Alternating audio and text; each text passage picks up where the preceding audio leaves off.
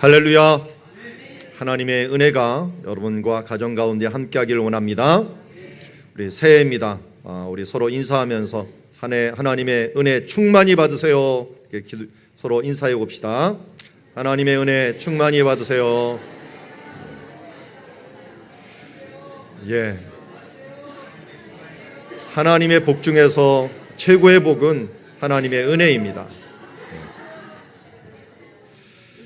자, 우리가 다 왕 같은 대제사장이기 때문에요. 제사장들이기 때문에 주님 안에서 축복하면서 나가는 그 시간, 또 진심으로 또 성심껏 축복할 때 하나님의 축복이 우리 가운데 임할 줄 믿습니다.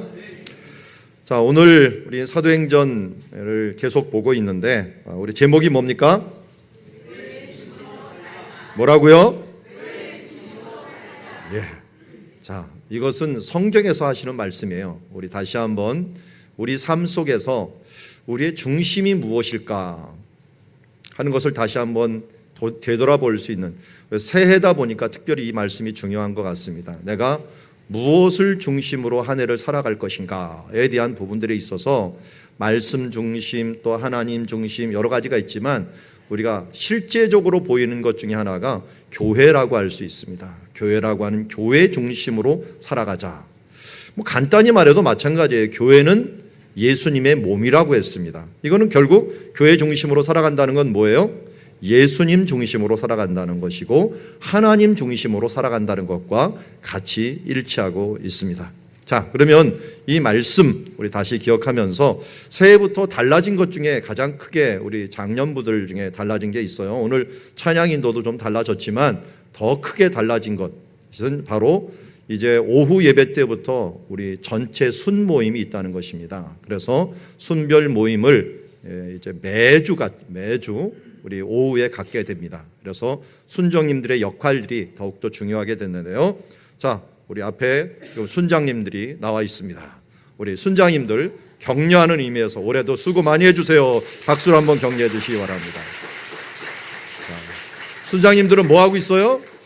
화이팅 하고 있습니다. 화이팅. 이제 화이팅 하면서 하나님의 놀라운 일들을 이뤄갈 줄 믿습니다.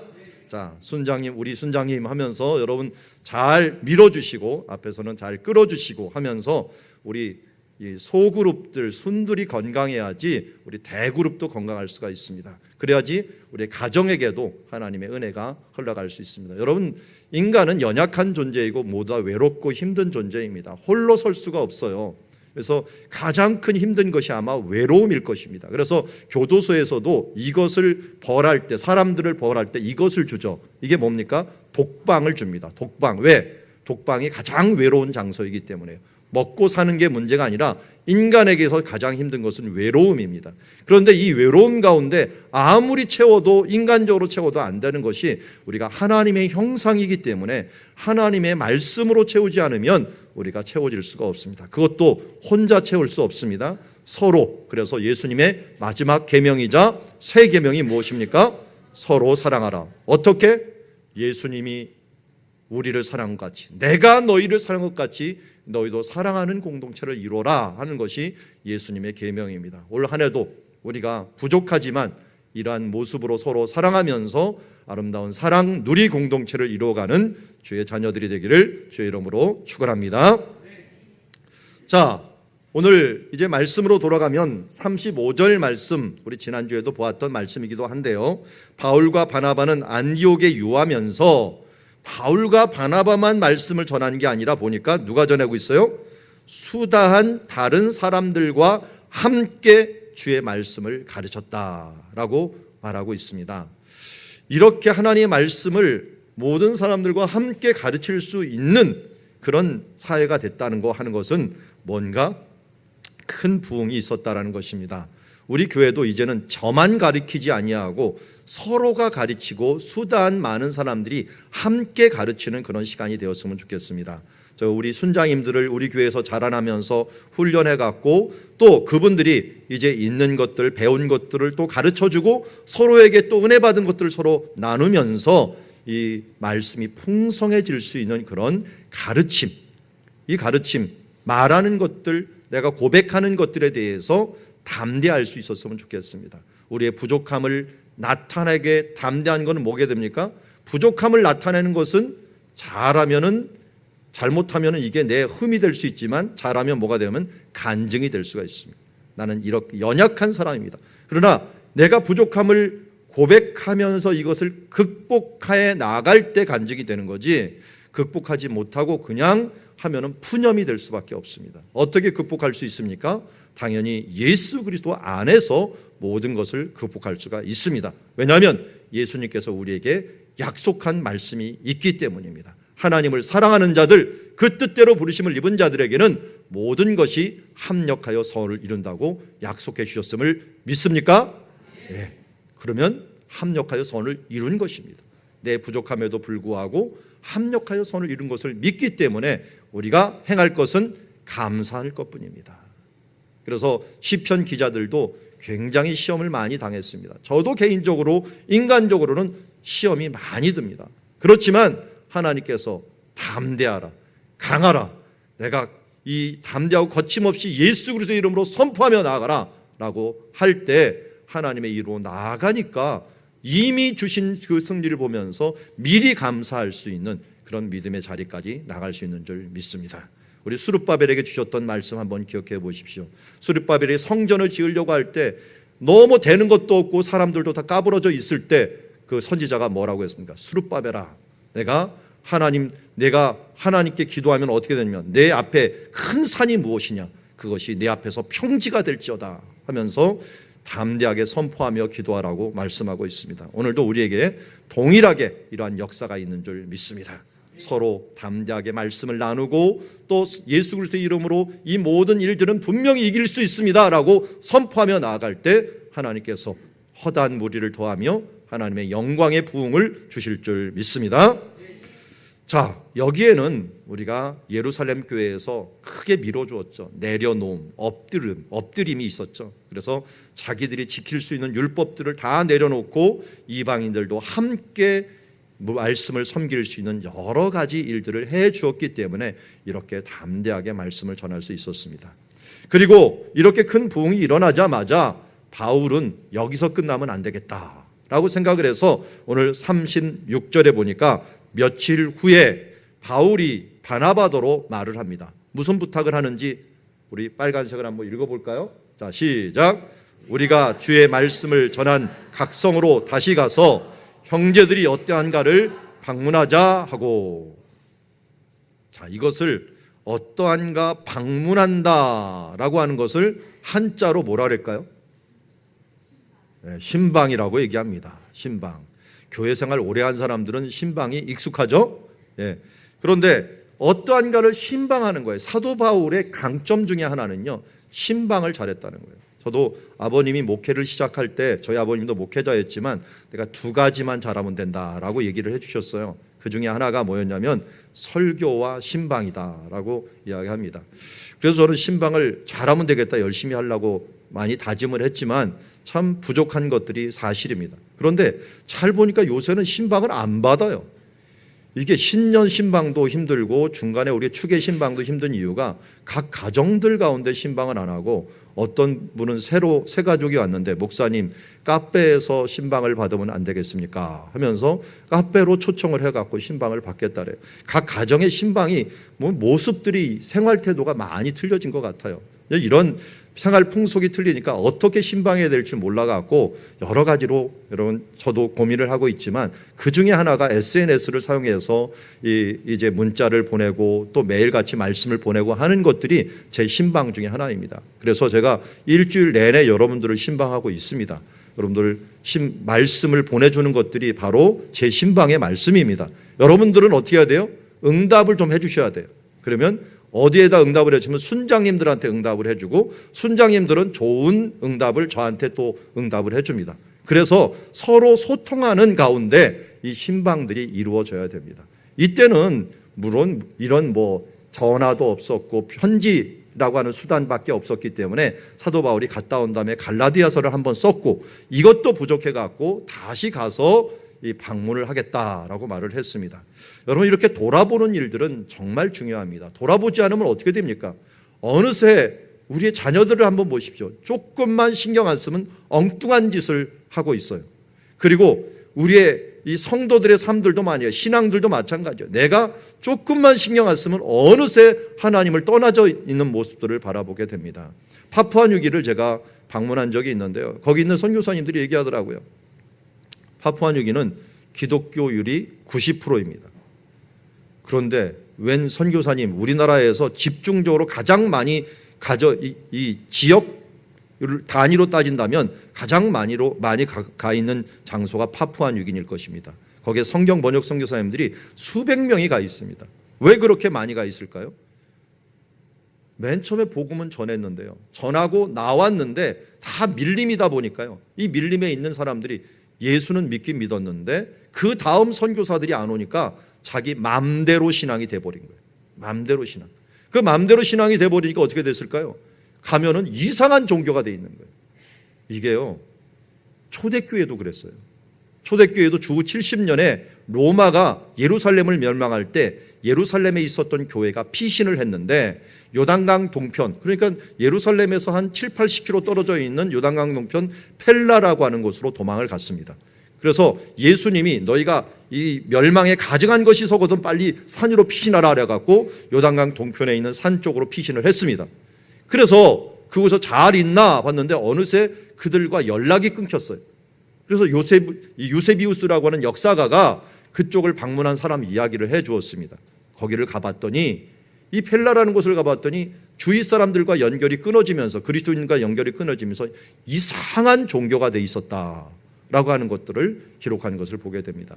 여러분, 우리가 내가 잘난 맛으로 혼자 예배를 드리고 교회와의 관계들을 끊어버리고서 행하다 보면요, 누군가의 돌봄과 또 내가 누군가를 돌아보지 않으면요, 어느새 나는 이상한 괴물이 돼 있을 수도 있다는 거예요. 그래서 서로 돌아봐야 됩니다. 서로 돌아봐야 돼요. 여러분, 지금 자녀들이 한 명, 두 명이다 보니까 그럴수록 우리가 공동체 생활을 많이 시켜야 돼요. 그렇지 않으면 혼자 키우고 혼자 자라게 되면요, 이상하게 성격이 모나게 될 수가 있어요. 사회에서 서로 깎이고 서로 가운데 교제하면서 사회성을 우리가 키워가야만이 이제 건강한 인간성을 가질 수 있고, 우리 신앙도 마찬가지입니다. 함께 머물면서 함께 대화하고 함께 나누면서 우리의 건강한 신앙생활을 유지할 수 있는 줄 믿습니다. 그러기에 올 한 해 이제 순모임도 시작을 하는데요, 서로 돌아보는 시간, 서로 돌아오면서 기도하기도 하고요, 서로 내가 받은 말씀이 바른가 하는 것을 나누면서 서로 더 말씀을 풍성하게 그리고 새롭게 교정하면서 나가는 귀한 시간들이 앞으로도 있어지기를 주의 이름으로 축원합니다. 자, 37절에 보니까 이제 돌아보는 일들에 대해서는 모두 뭐였어요? 합의를 했어요. 그래, 우리 함께 돌아보자. 이것은 바른 일이다. 그러니까 목적은 같은데 자칫 방법에 있어서 이견이 생길 수가 있어요. 오늘 그 방법에 대해서 37절에 바나바는 그러면 가는데 우리 둘만 갈 수 없으니 전도팀을 꾸려서 가야 되는데 그중에 지난번에 함께 갔던 마가라고 하는 요한도 같이 데리고 가자라고 했습니다. 마가라는 요한은 일명 마가복음을 기록한 마가이기도 하고 마가 다락방이라고 하는 그 집의 주인이기도 한 마가라고 할 수 있습니다. 유력하고 또한 그 사회에서 이름이 나 있는 사람이자 바나바의 생질, 조카였습니다. 조카였고 같은 고향 구브로 사람이었습니다. 그러기에 같이 데리고 가자고 했는데 바울은 이것을 반대했습니다. 반대한 이유가 무엇입니까? 38절에 보니까 밤빌리아에서 자기들을 떠나 함께 일하러 가지 아니하는 자를 데리고 가는 것이 옳지 않다. 사도행전 13장 13절은 1차 전도여행 이야기를 하고 있는데 우리는 이 말씀을 이미 배웠습니다. 그동안 구브로에서 전도를 했지만 한 달 이상을 전도를 했지만 전도의 열매가 별로 없었습니다. 서기오 바울이라는 한 사람 겨우 예수 믿고 그들이 열매가 없어갖고 아마 서기오 바울의 소개로 인하여 비시디아 안디옥으로 가기 위해서 버가로 갔는데 이 버가에서 이제 높은 산 위로 올라가야 되는 한 200km 넘게를 걸어서 이 산골 위로 1000m가 넘는 쪽으로 올라가야 되는 그 여정 앞에서 마가는 나는 못 가겠다 하면서 예루살렘으로 돌아간 일이 있었습니다. 이때 바울과 바나바뿐만 아니라 전도팀이 굉장히 낙심했다라고 하는 그런 부분들을 우리는 이미 살펴봤습니다. 그런데 이런 사람을 또 다시 데리고 가면은 또 어려운 일을 당하면 똑같은 일이 발생하면 우리가 얼마나 힘들겠느냐 하면서 이 바울이 반대를 했습니다. 자, 여기서 한번 물어보겠습니다. 마가를 데려가는 게 좋겠습니까? 안 좋겠습니까? 자, 마가를 그래도 데려가야 된다 하는 분들 한번 손을 들어주시오. 그대로 데려가야 된다. 예. 자, 들었습니다. 자, 아니다. 이번에는 다른 사람을 데리고 가야 된다 하는 사람들 손 들어주세요. 예, 됐습니다. 내려주십시오. 거의 반반 갈린 것 같습니다. 물론 마음은 있지만 여기 안 올라가고 요만큼 올리거나 아니면 그냥 요 앞에 이렇게 올린 사람도 있겠지만, 자, 어쨌든 두 개의 마음이 다 있을 겁니다. 사람마다 어떤 것이 우선이냐 하는 것이 틀립니다. 자, 제가 바나바 입장을 대변해 드리도록 하겠습니다. 데려가야 한다는 입장입니다. 이 사람은 한 사람이 한번 실수할 수도 있는 것 아니냐. 그러니까 다시 세워야 된다 하면서 사람 중에 일보다도 사역보다도 사람을 세우는 일이, 일단 일꾼을 세우는 일이 중요하다라고 해서 사람에게 초점을 맞췄습니다. 그리고 아마 마가도 간다고 했던 모양이에요. 자기가 그 전에 했지만 정말 부흥을 못 본 거거든요. 거기 한 단계만 올라가고 비시기 안디옥만 같이 갔으면 교회 큰 부흥을 보았는데 그걸 못 본 게 너무 아쉬워갖고 간다고 했던 것 같아요. 그러니까 마가를 데리고 가려고 했던 거예요. 그래서 어떻게 했어요? 결국은 마가가 아주 좋은 일꾼이 되었어요. 그래서 관계를 굉장히 중요시 여기는 사람이 바나바입니다. 사실 바나바의 이런 태도들 때문에 누가 복음의 일꾼이 된 거예요? 바울이 그렇게 된 거예요. 바울도 바나바가 이렇게 사람들을 소개해줘 갖고 이 귀한 일들을 감당할 수 있는 사람이 된 거예요. 그렇다면 바나바의 이 말에 대해서 토를 달면 안 되는 게, 바나바가 어떻게 보면은 먼저 된 자요, 그리고 바울도 세운 자이기 때문에 이렇게 하자 했을 때 좀 순종해 주는 게 좋을 듯한데, 바울은 이 일들에 대해서 반대를 했습니다. 자, 반대하는 입장에서 한번 얘기를 해봅시다. 이상하게 실패하는 사람들은 실패하는 습관을 가지고 있어요. 그 사건이 딱 맞닥뜨리면 또 똑같은 일을 반복하는 사람이 있어요. 나도 모르게 실패하는 습관들이 있어요. 어렵기만 하면 피하는 사람이 있어요. 그거를 극복하고 뛰어넘으려고 하는 사람이 아니라 피하는 사람은 맨날 피해요. 이게 기질적인 것도 있고요. 아예 어려서부터 다져온 그런 잘못된 경험들이 있어요. 그래서 교회에서도 보면은 일이 딱 닥치면, 환란이 닥치면 팍 쓰러지는 사람이 있어요.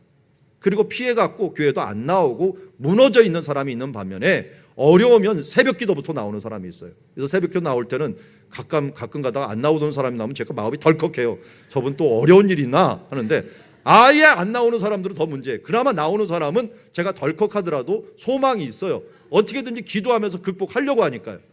이건 이 사람들마다 성공하는 습관과 실패하는 습관이 있다는 거예요. 신앙생활도 마찬가지입니다. 여러분, 정말 신앙생활을 성장하는 습관으로 가지세요. 어렵고 힘들 때마다 기도하셔야 돼요.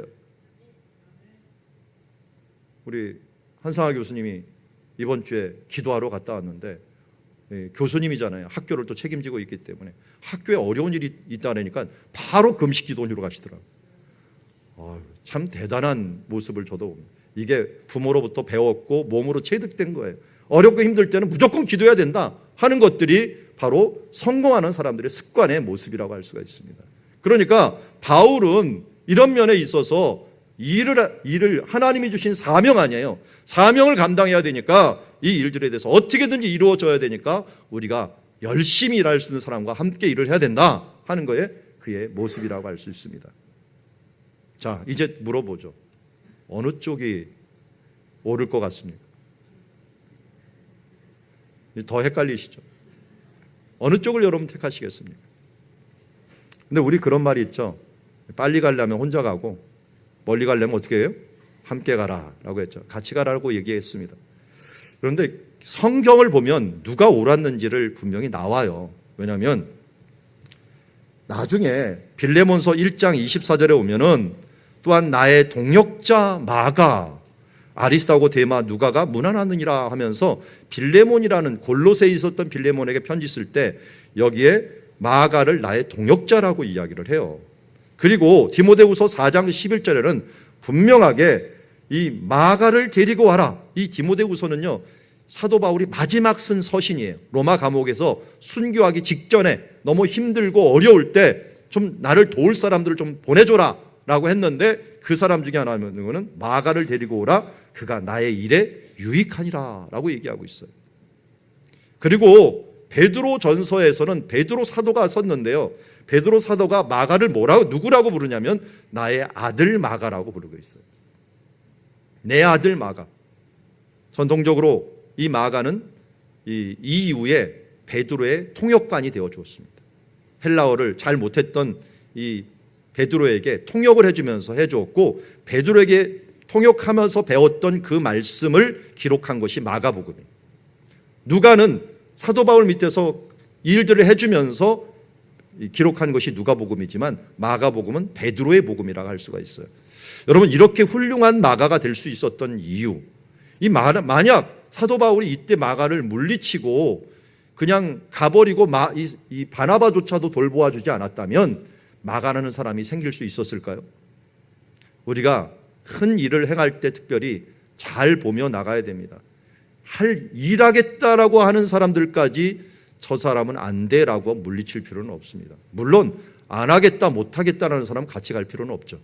그렇지만 하나님에서 하려고 하는 사람들은 우리가 같이 독려해 주면서 일을 해줄 필요가 있습니다. 여기 바나바가 어떤 면에서 큰 장기적인 면에서는 옳았다라고 할 수가 있어요. 왜냐하면 결론적으로 나중에 사도 바울이 하는 말을 보면은, 그리고 베드로의 말을 보면은 이 사람을 바울에 못지않게 키워준 사람이 바나바라고 할 수가 있습니다. 자, 그런데 여기서 의문 하나를 제기하자. 그런데 바나바가 옳았는데 왜 성경의 역사의 기록은 바울 기록만 남겼는가? 바나바는 이후부터 기록이 없어져 버립니다. 바나바는 없어지고 왜 바울만 남게 되는 걸까요? 이것은 그 다음 절을 보면 우리가 어느 정도 눈치를 챌 수가 있습니다. 39절에 보니까 서로 심히 다투어 피차 갈라서니 바나바는 마가를 데리고 배 타고 구브로로 가서라고 합니다. 아마 바나바도 감정이 상했던 것 같고 바울은 자기 주장을 또한 굽히지 않았던 것 같아요. 바울도 이제는 클 만큼 컸다 이거죠. 예루살렘에서도 바울을 인정을 해주고 하나님이 일하심을 보기도 하니까 나를 옛날 바울로 생각하지 마라. 이 일을 위해서 내가 이 부분들에 있어서는 내가 전문가다. 그러니까 이 일들을 좀 행할 수 있도록 좀 내 말을 들어줘라 라고 했고, 바나바는 아니 사람 세우는 게 먼저지, 함께 좀 힘들더라도 같이 가야지 하면서 서로 부딪히는 이것들 때문에 문제가 생기게 되었습니다. 그래서 심히 다투었습니다. 결론적으로 역사적으로 보면은 분명히 바나바가 옳았다고 볼 수가 있습니다.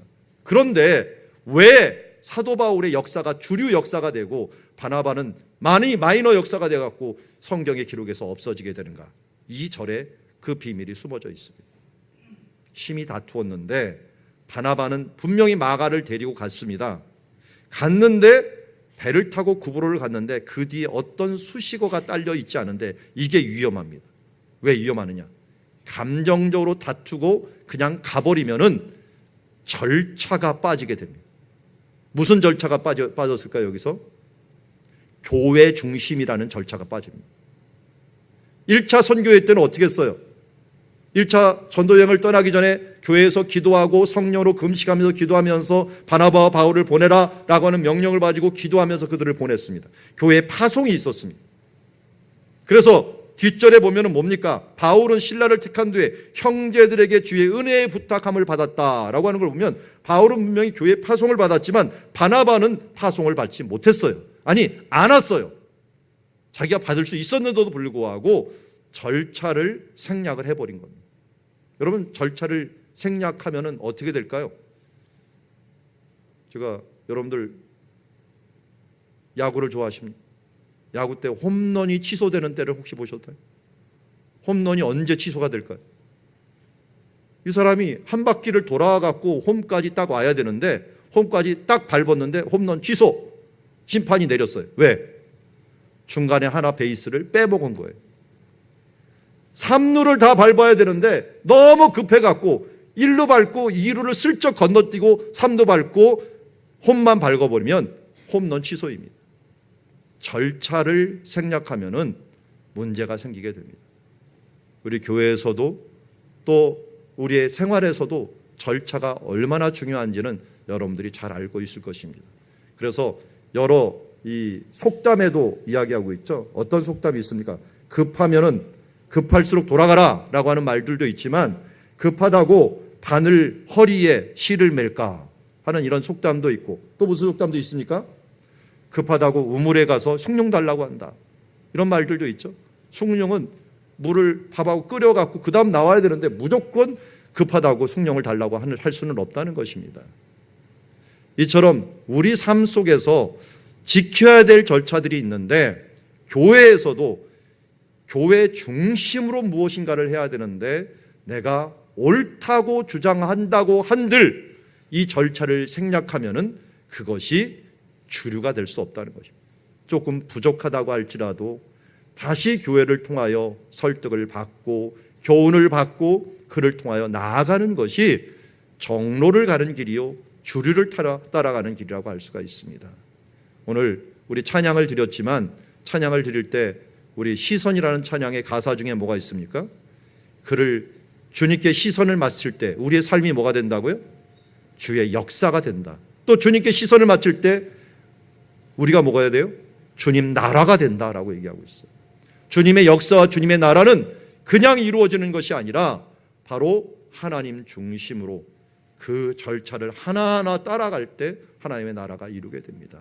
여러분 예수 그리스도의 그 보혈의 공로 없이 천국에 갈 수 없듯이 우리가 회개하고 애통하며 나아가지 않고는 하나님의 나라 갈 수 없듯이 그냥 축복 주시옵소서 하면서 절차 다 생략하고 축복 달라고 하면 안 됩니다.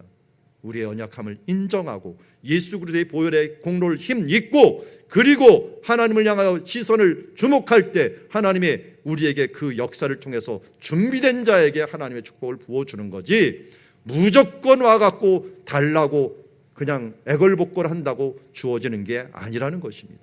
하나님 앞에 주시는 이 절차대로 하나님 주신 이 순서대로 나아갈 수 있는 질서의 모습이 우리 가운데 있어야 될 줄 믿습니다. 자, 이제 사도 바울의 강점은 바로 그거였죠. 조금 부족했습니다. 좀 모난 사람이었습니다. 너무 일에 치중을 하고 사역에 치중을 하다 보니까 일을 성공하자고 하는 욕심들이 있었습니다. 그러다 보니까 조금 무리하는 면들도 있었어요. 아니나 다를까 그는 아주 효과적인 사람을 동역자로 택합니다. 실라라는 사람을 택합니다. 실라가 누구였죠? 그 전에 예루살렘 교회가 우리가 이렇게 결정합니다 하면서 편지를 써서 보냈어요. 편지를 쏠 때 특사로 보내준 사람이 실라와 유다라는 사람이었는데 그 중에 실라가 그 특사로 갔던 사람입니다. 그러니까 지금 앞으로 교회들을 방문할 때 그 교회 방문하는 가장 큰 이유가 이단들이 와갖고 유대인들 중에 일부가 와갖고 율법을 지켜야 된다 뭐 해야 된다 하는 것들에 혼란한 상황이 있었기 때문에 그 혼란한 상황을 잠재우려고 하면 자기 말보다는 실라가 특사로 왔던 그런 이 예가 있기 때문에 이 사람이 편지를 가지고 왔던 사람입니다 하면서 그를 통하여 설득하기가 쉬웠던 거예요. 효과적인 사람을 데리고 왔던 거죠. 그는 또한 나중에 보니까 로마 시민권도 있었어요. 그래서 어디든지 다니기에 편하였기 때문에 이 사도 바울과 함께 일하기가 딱 좋아갖고 그런 효과적인 사람, 이 효과적인 인물을 택하였습니다. 여기까지는 일에 대한 초점이었지만 그 다음부터는 뭐였습니까? 형제들에게라는 거예요. 그는 놓치지 않았던 것이 교회였습니다. 하나님이 만들어준 형제들을 통한 이 교회 공동체, 이 교회 공동체로부터의 은혜의 부탁함을 입어야지만이 하나님의 일을 행할 수 있다라고 하는 것들을 알 수 있었던 것입니다. 우리가 잘 보면요, 화목한 가정에서 인재가 난다고 합니다. 그럼 부모의 축복이 있고 부모의 사랑을 듬뿍 받을 때 우리의 자녀들이 주님 안에서 참 올바르게 성장할 수가 있습니다. 그래서 사랑받는 자녀들, 사랑하는 자녀들은 절대로 실패하는 일이 없습니다. 당한 그 사랑을 그치기거나 아니면 그 사랑이 왜곡되어 있을 때 문제가 되는 거지, 우리가 주님의 사랑을 받아서 우리의 자녀들과 우리 주변 사람들을 끝까지 사랑할 때 우리는 결코 실패하지 않는다는 것을 기억해 주십시오. 그래서 주님처럼 주님께서 우리를 향하여 끝까지 사랑했듯이 우리도 우리의 또 다른 사람들이 있다면 그들을 끝까지 사랑하는 주의 자녀들이 되어야 될 줄 믿습니다. 오늘 여기에 그 은혜를 받아갖고 사도 바울이 드디어 출발을 하게 됩니다. 그러니까 어떻게 됩니까? 교회들이 견고하게 서게 됩니다. 우리가 주의 은혜를 받고 이제 공식적으로 교회 중심적으로 이 모든 것을 시작함으로 말미암아 이 우리들의 삶을 견고하게 하는 것, 그냥 견고하게 되는 게 아니라 바로 이러한 교회 중심적인 삶들을 통하여 이루어지는 줄 믿습니다. 저도 유학을 하면서 느꼈던 것 중에 하나가, 본교회를 처음 들어가서 유학하는 교회에서 한 번 있었는데, 그 교회 갔더니 이 담임 목사님 청빙 때문에 너무 혼란스럽다고. 근데 혼란스러우니까요, 공부도 안 되고요, 내가 뭐 하러 갔는지도 모를 정도로 힘들었던 적이 생각이 납니다. 교회 중심적으로 살다 보니까 교회가 평안해야 돼요. 또 예수님 중심적으로 살다 보니까 우리가 예수님에 대한 신앙이 확실해야 돼요. 그래서 우리가 성찬식 할 때마다 다시 예수님을 기억하고 은혜를 기억하고, 그리고 우리의 교회 중심적으로 살면서 내가 건강해야 교회도 건강하고 교회가 건강해야 나도 건강하다라고 하는 그런 마음을 가지면서 우리가 주님을 위하여 교회 중심적으로 살아가는 주의 자녀들이 되기를 원합니다. 말씀을 정리합니다. 오늘 바나바와 바울 모두 장점이 있었습니다. 바나바는 사람과 관계를 중요시 여기는 그런 장점이 있었습니다. 그러나 그에게는 단점이 하나 있었는데 절차를 무시했다는 것입니다. 사도 바울에는 단점이 있었습니다. 그런 일과 성공에 너무 직접하여 자기가 받은 은혜도 잊어버렸고, 또한 사람들도 어떻게 보면 이 세우는 일들보다는 효과적인 일에 너무나도 치중했다는 단점이 있습니다. 그러나 그에게는 강점이 있습니다. 그는 교회 중심적으로 살아갔다는 것입니다. 이런 역사가 있을 때 하나님의 교회가 이제 이런 장점들이 합쳐져 갖고 하나님의 역사를 이루게 되었습니다. 돌아보겠다라고 하는 것은 일치했습니다. 그러나 바나바와 바울이 과연 어떤 것이 옳은 것인가에는 방법적인 부분들에 의해서 토의가 있었습니다. 이런 방법적인 것에서 바나바의 일부가 옳았고 또 사도 바울의 일부가 옳았습니다. 그렇지만 결론적으로는 마지막에 옳은 길을 선택했던 그 사람들이 하나님의 교회 역사의 주류를 이루었다는 것입니다. 여러분, 하나님은 우리를 주인공으로 삼아주셨습니다. 제발 조연으로 사지 마십시오. 나는 이름도 빛도 없이 조연으로, 물론 세상에서는 조연으로 살아도 됩니다. 그러나 하나님 나라에서는 주님 안에서 주인공이 되어야 될 줄 믿습니다. 그럴 때는 어떻게 합니까? 교회 중심으로, 하나님 중심으로, 예수 그리스도의 중심으로 살아가다 보면 나도 모르게 주님 안에서 주연이 될 수가 있습니다. 저는 우리 교회에서 또 개인적으로 가장 강조하는 것 중에 하나가 진실한 신자가 되자는, 진심으로 하나님께 예배를 드리자라는 것이고, 또 하나는 성실하자는 것입니다. 그러면 진심과 성실이 있으면요, 실력은 따라옵니다. 성과는 따라오는 것입니다. 그래서 하나님 앞에 오늘 우리 공미라 집사님이 찬양을 할 때 저는 공미라 집사님을 굉장히 좋아하는데, 왜냐하면 진실한 모습이 느껴지기 때문에 그래요. 느껴지기 때문에 부담이 팍 되죠. 더 진실하시기 때문에. 그리고 거기다가 성실함이 더해주니까 참 좋아요. 우리가 주님 나라 하는데 실력은 두 번째입니다. 먼저 이것을 계속하다 보면 나도 모르게 하나님께서 주시는 역사를 체험하게 될 것입니다. 그렇게 해서 하나님 앞에서 이런 절차를 잊지 말고 교회의 중심적인 모습을 통해서 하나님의 나라를 이루어가는 여러분들, 올 한 해 새해를 이렇게 잘 하나하나 이제 뛰어넘어서 이제 다윗과 같이 올 처음 시작할 때와 마지막 때는 정말 비교가 안 될 신앙의 수준, 성령의 열매를 거두는 우리 사랑누리 가족들이 되기를 주의 이름으로 축원합니다. 기도하겠습니다.